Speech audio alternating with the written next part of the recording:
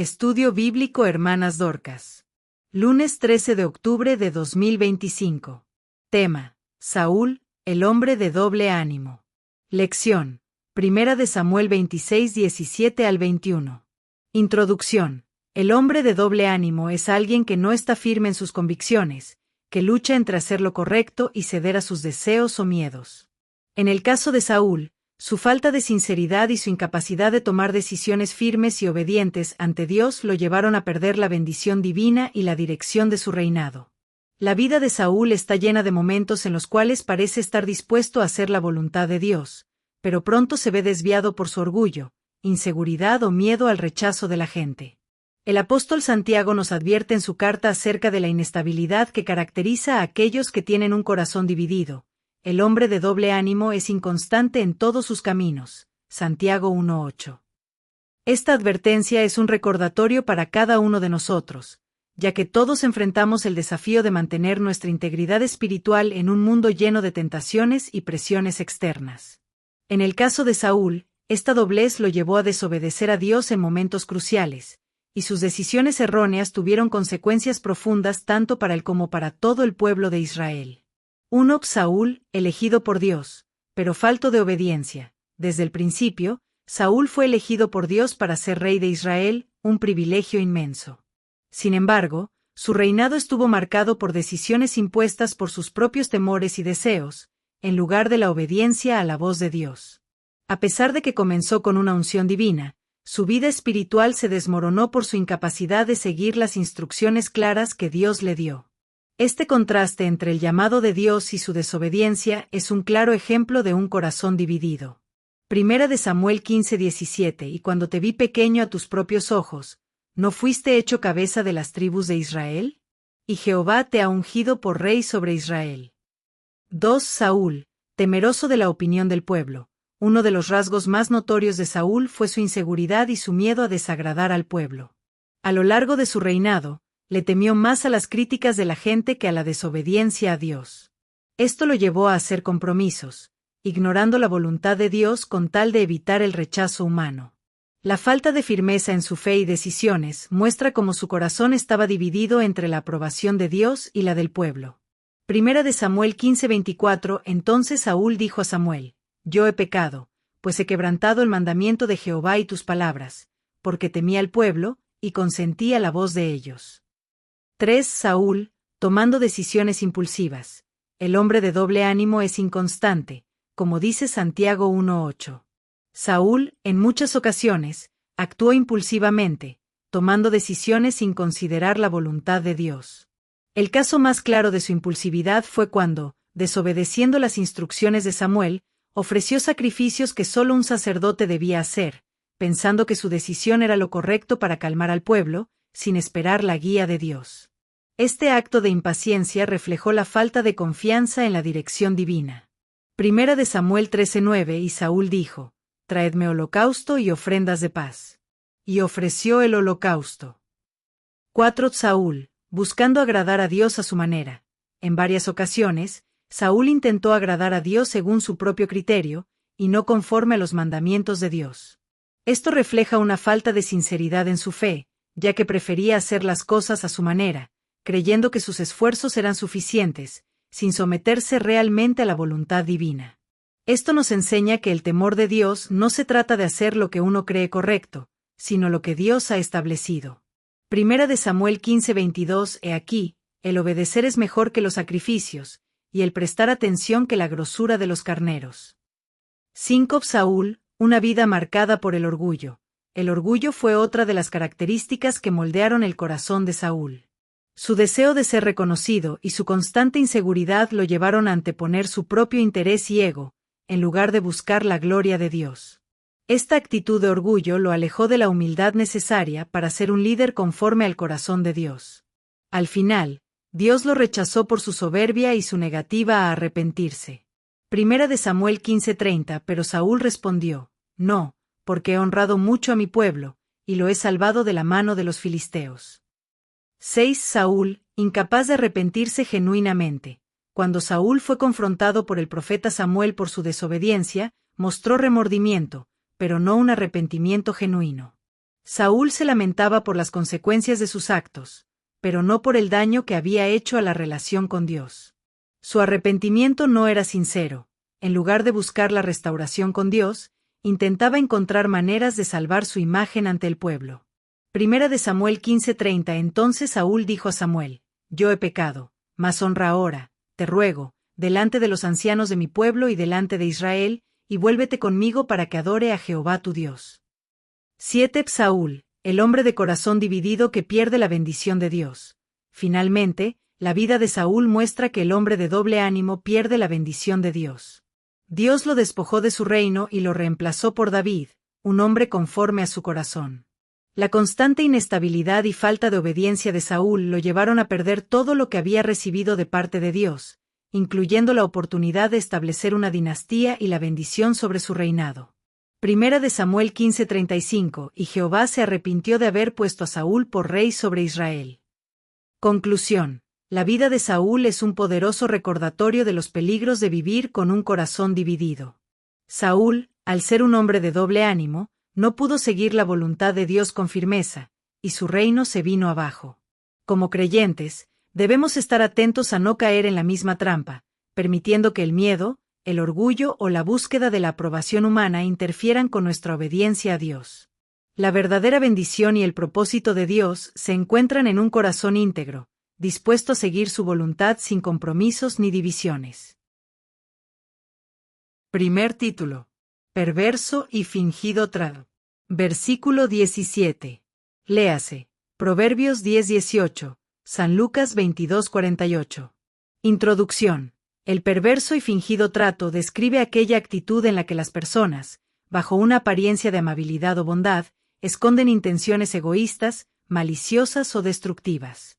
Esta actitud no solo afecta nuestras relaciones interpersonales, sino que también perjudica nuestra relación con Dios, ya que Él valora la sinceridad y la integridad del corazón. En las Escrituras, encontramos múltiples ejemplos de personas que, movidas por intereses personales o el deseo de manipular, emplearon un trato fingido y perverso para lograr sus objetivos. Un claro ejemplo de este tipo de trato lo encontramos en las acciones de personajes bíblicos como Caín, quien engañó a su hermano Abel, o como los fariseos, que se presentaban como justos mientras en su corazón albergaban maldad. Además, las Escrituras nos enseñan que Dios reprueba la hipocresía y los falsos tratos, y que Él juzgará a aquellos que actúan con engaño. Este tema nos invita a reflexionar sobre nuestras propias actitudes y relaciones. ¿Estamos actuando con sinceridad y transparencia, o caemos en el peligro de vivir una vida de fingimiento y engaño? El Señor nos llama a ser verdaderos, a tener un corazón recto y a tratar a los demás con justicia, amor y humildad. 1. El corazón engañoso del hombre. La Biblia nos enseña que el corazón humano es inherentemente engañoso y perverso. A menudo, las personas actúan con motivaciones ocultas y no siempre revelan sus verdaderos intereses. Esto se refleja en un trato fingido, donde las acciones no corresponden con las intenciones genuinas del corazón.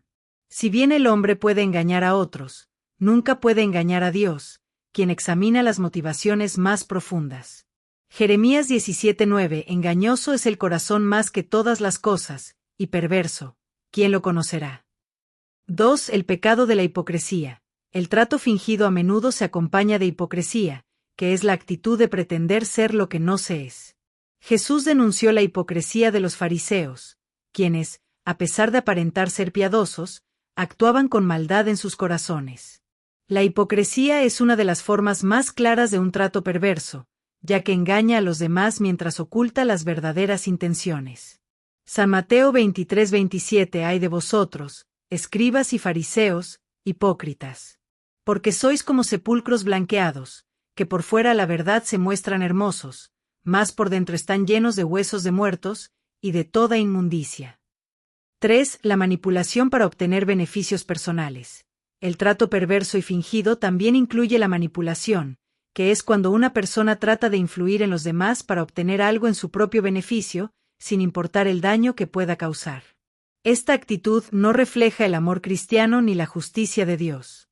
A menudo, quienes caen en la manipulación buscan su propio interés a costa de la verdad y el bienestar de los demás. Filipenses 2:3. No hagáis nada por contienda o por vanagloria, antes bien con humildad, estimando cada uno a los demás como superiores a él mismo. 4. El engaño en las palabras y los pactos rotos. A menudo, el trato perverso se manifiesta en el uso de palabras engañosas o promesas vacías. Las personas que actúan con este tipo de trato no tienen la intención de cumplir con sus compromisos, y sus palabras no tienen valor. Esto trae consigo desconfianza y daño a las relaciones. La Biblia nos llama a ser personas de palabra, cuyo sí sea sí y cuyo no sea no. San Mateo 5:37, pero sea vuestro hablar, sí, sí, no, no, porque lo que es más de esto, de mal procede. 5. La falta de integridad ante los ojos de Dios. Dios observa todo lo que hacemos, y Él valora profundamente la integridad. El trato fingido y perverso refleja una falta de sinceridad no solo ante los hombres, sino también ante Dios. No podemos pretender ser algo que no somos o hacer algo en su nombre con motivaciones impuras. La integridad es un reflejo del carácter cristiano genuino, y Dios demanda que seamos fieles en todo momento. Proverbios 12:22. Los labios mentirosos son abominación a Jehová, pero los que obran con verdad son su contentamiento. 6. La consecuencia de la falsedad. El trato perverso y engañoso no queda sin consecuencias. A largo plazo, las mentiras y la falsedad destruyen la confianza, las relaciones y la paz del alma. Además, la Biblia advierte que los que practican la mentira no permanecerán en la presencia de Dios. Las consecuencias del pecado siempre son devastadoras, y el engaño tiene un precio alto. Salmo 101:7. Los que hacen mentira no permanecerán en mi casa, los que hablan mentiras no estarán en mi presencia. 7. El llamado a vivir con sinceridad y transparencia. Como hijos de Dios, estamos llamados a vivir con un corazón sincero, transparente y recto. Debemos evitar todo trato perverso y fingido, y en lugar de eso, actuar con integridad, justicia y amor. Vivir de esta manera es un testimonio de la obra de Dios en nuestras vidas y un reflejo de su carácter santo. Primera de Pedro 2:1 y 2. Por tanto, desechando toda malicia, todo engaño, hipocresías, envidias y todas las detracciones, desead como niños recién nacidos, la leche espiritual no adulterada, para que por ella crezcáis para salvación. Conclusión. La Biblia nos es clara en cuanto al pecado del trato perverso y fingido. Este tipo de comportamiento es un reflejo de la hipocresía y el engaño que habita en el corazón humano, y aunque a veces puede parecer una solución fácil para obtener lo que se quiere, sus consecuencias son devastadoras tanto en lo personal como en lo espiritual. Dios nos llama a vivir con integridad, sinceridad y justicia, demostrando con nuestras acciones y palabras que somos su pueblo. Segundo título. Actitud y confesión de verdadera lealtad. Versículos 18 al 20. Léase, Ruth 1:16 y 17, Primera de Samuel 20:1 al 4. Introducción. La lealtad verdadera no es condicional, no depende de circunstancias ni de beneficios personales. Es un compromiso profundo que se mantiene firme incluso cuando las situaciones cambian o cuando las adversidades nos golpean. Un ejemplo claro de esto lo encontramos en la vida de Jonatán, quien, a pesar de ser el hijo del rey Saúl, mostró una lealtad sincera y desinteresada hacia David, el futuro rey de Israel, sabiendo que su propio destino podía verse alterado por esta relación. Su lealtad no fue por conveniencia, sino por un principio de obediencia a Dios y amor por la verdad. De igual manera, la lealtad hacia Dios se manifiesta cuando ponemos en primer lugar su voluntad sobre nuestra propia voluntad, cuando elegimos seguir sus caminos, a pesar de que a veces esa elección implique sacrificio, sufrimiento o la renuncia a nuestros propios deseos. Jesús mismo nos enseñó que la lealtad verdadera hacia Él se demuestra al guardar sus mandamientos y al mantenernos firmes en nuestra fe, incluso en tiempos de dificultad. 1. La lealtad comienza con un compromiso hacia Dios. La verdadera lealtad empieza con nuestra relación personal con Dios. Esta lealtad no se basa en circunstancias externas ni en lo que podamos obtener de Él, sino en un compromiso genuino de seguirlo, honrarlo y obedecerlo, independientemente de lo que venga. Un corazón leal busca agradar a Dios en todo momento, y este compromiso es lo que fundamenta una vida de fidelidad. Primera de Crónicas 28:9. Y tú, Salomón, hijo mío, conoce al Dios de tu padre, y sírvele con corazón perfecto y con ánimo voluntario, porque Jehová escudriña los corazones de todos, y entiende todos los pensamientos. 2. La lealtad se expresa en nuestras acciones, no solo en palabras. Muchos pueden declarar su lealtad, pero son sus acciones las que realmente demuestran la autenticidad de esa lealtad. La verdadera lealtad no se queda solo en palabras, sino que se ve reflejada en la obediencia, en la dedicación y en el sacrificio. Así como David, que fue leal a Saúl, a pesar de que Saúl le hizo mucho daño, nuestras acciones deben reflejar nuestra lealtad a Dios y a los demás. Colosenses 3:20 Hijos, obedeced en todo a vuestros padres, porque esto agrada al Señor. 3. La lealtad es incondicional. La lealtad genuina no depende de lo que recibimos a cambio. La lealtad verdadera no cambia por las circunstancias, ni se ve alterada cuando las cosas no salen como esperamos. A menudo, las personas son leales cuando las cosas van bien, pero se apartan cuando enfrentan dificultades o cuando sus expectativas no se cumplen. La verdadera lealtad permanece firme, incluso en tiempos de prueba. Romanos 12:2 No os conforméis a este siglo, sino transformaos por medio de la renovación de vuestro entendimiento, para que comprobéis cuál sea la buena voluntad de Dios, agradable y perfecta. 4. La lealtad se expresa a través de la unidad y el apoyo mutuo. Una característica clave de la lealtad es la unidad. Jonatán, a pesar de ser el hijo del rey Saúl, mostró una lealtad inquebrantable hacia David, apoyándolo incluso cuando su propio padre trató de matarlo. Esta lealtad se manifestó en un apoyo constante y en la unidad frente a la adversidad. Como creyentes, debemos ser leales unos a otros, apoyándonos en el cuerpo de Cristo, aún en tiempos difíciles. Salmo 133:1 Mirad cuán bueno y cuán delicioso es habitar los hermanos juntos en armonía. 5. La lealtad se basa en la verdad y la justicia. La lealtad no puede existir sin un fundamento de verdad y justicia. En el trato con los demás, la verdadera lealtad se basa en los principios de la rectitud y la sinceridad. La lealtad no justifica el mal ni encubre la mentira. A veces, ser leal implica defender la verdad, aunque eso nos cueste o nos ponga en conflicto con otros. Dios mismo es la fuente de toda verdad, y leal es aquel que sigue sus caminos de justicia.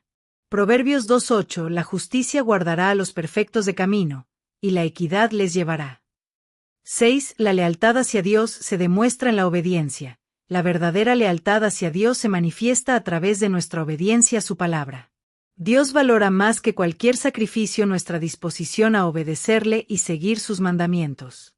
Jesús mismo lo enseñó cuando dijo que, si le amamos, debemos guardar sus mandamientos. La obediencia es la forma más clara de mostrar lealtad a Dios. San Juan 14:15 Si me amáis, guardad mis mandamientos. 7. La lealtad requiere sacrificio. Ser leal muchas veces nos exige sacrificios.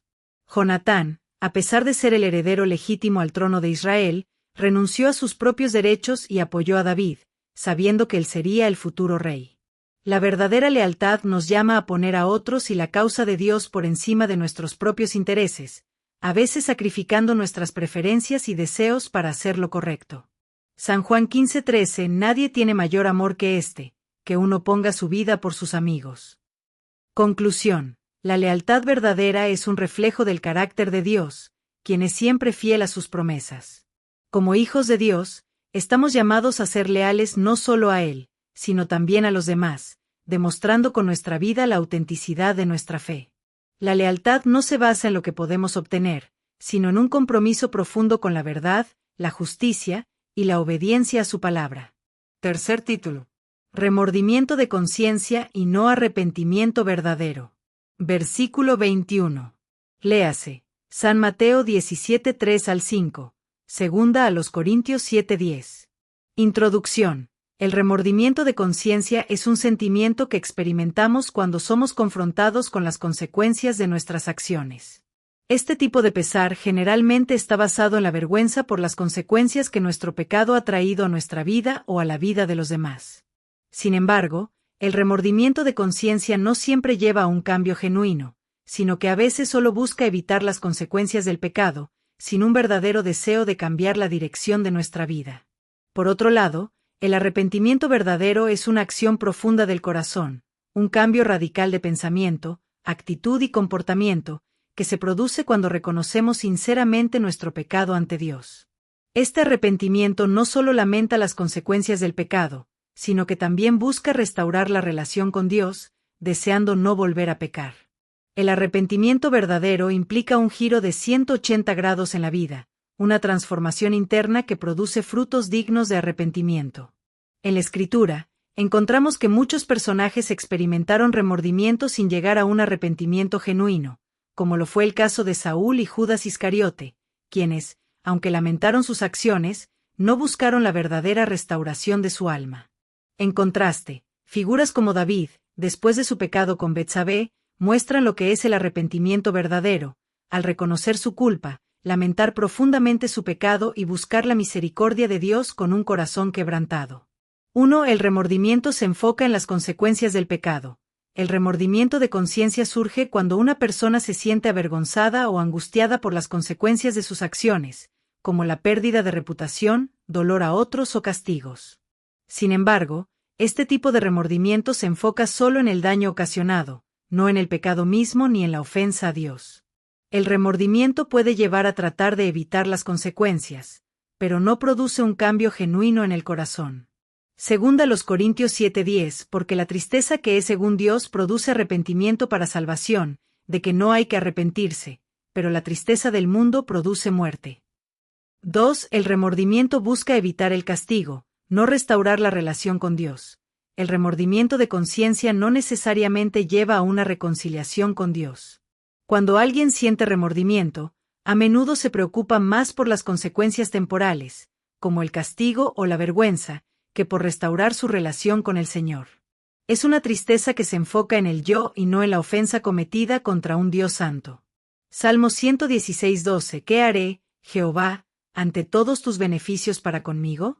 Pediré perdón por mis pecados y cambiaré mi conducta. 3. El arrepentimiento verdadero reconoce el pecado como una ofensa a Dios. A diferencia del remordimiento, el arrepentimiento genuino tiene como fundamento el entendimiento de que el pecado no solo afecta a las personas, sino que es una ofensa directa contra Dios. El arrepentimiento verdadero lleva a la persona a lamentar profundamente la ruptura de la relación con el Creador y a buscar su perdón, reconociendo su santidad. Salmo 51:4. Contra ti solo he pecado, y he hecho lo malo delante de tus ojos. 4. El remordimiento puede ser temporal y superficial. El remordimiento es una respuesta emocional que no siempre lleva a un cambio duradero. Puede durar solo un corto tiempo, especialmente si las consecuencias se alivian o si la persona siente que ha evitado el castigo. Este tipo de remordimiento no produce un cambio real en la vida, ni una transformación interna. La persona puede sentir pesar, pero no se compromete a cambiar su comportamiento de manera permanente. Hebreos 12:17. Y luego, cuando vio el mismo arrepentimiento, no encontró lugar para el arrepentimiento, aunque lo procuró con lágrimas. 5. El arrepentimiento verdadero produce un cambio de actitud y acción. El arrepentimiento genuino se caracteriza por un cambio de corazón y mente, el cual produce una transformación en el comportamiento y las decisiones. Es un giro completo de dirección. Mientras que el remordimiento solo lamenta las consecuencias, el arrepentimiento lleva a un rechazo del pecado y al deseo de vivir de acuerdo con la voluntad de Dios. San Mateo 3:8. Haced, pues, frutos dignos de arrepentimiento. 6. El remordimiento puede llevar a la desesperación, mientras que el arrepentimiento lleva a la esperanza. El remordimiento genuino de conciencia puede llevar a una persona a la desesperación, pues al centrarse en las consecuencias y en la culpa, puede perder toda esperanza. Sin embargo, el arrepentimiento verdadero ofrece restauración y paz, porque quien se arrepiente sinceramente sabe que Dios es fiel y justo para perdonar sus pecados. Primera de Juan 1:8 y 9. Si decimos que no tenemos pecado, nos engañamos a nosotros mismos, y la verdad no está en nosotros. Si confesamos nuestros pecados, Él es fiel y justo para perdonarnos nuestros pecados, y limpiarnos de toda maldad. 7. El remordimiento puede ser causado por el orgullo, mientras que el arrepentimiento es una humillación ante Dios. El remordimiento está a menudo impulsado por el orgullo, cuando una persona no quiere ser vista como culpable o no desea sufrir las consecuencias de su pecado. Sin embargo, el arrepentimiento verdadero es una humillación sincera ante Dios, reconociendo nuestra incapacidad de salvarnos por nosotros mismos y pidiendo su perdón con un corazón contrito y humillado. Salmo 51:17. El sacrificio de Dios es el espíritu quebrantado, al corazón contrito y humillado no despreciarás tú, oh Dios. Conclusión. El remordimiento de conciencia y el arrepentimiento verdadero son dos reacciones muy diferentes ante el pecado. Mientras que el remordimiento se enfoca en el dolor por las consecuencias del pecado y no lleva a una transformación genuina, el arrepentimiento verdadero surge cuando una persona reconoce su pecado como una ofensa contra Dios, experimenta una tristeza profunda por ello, y busca la restauración a través del perdón divino.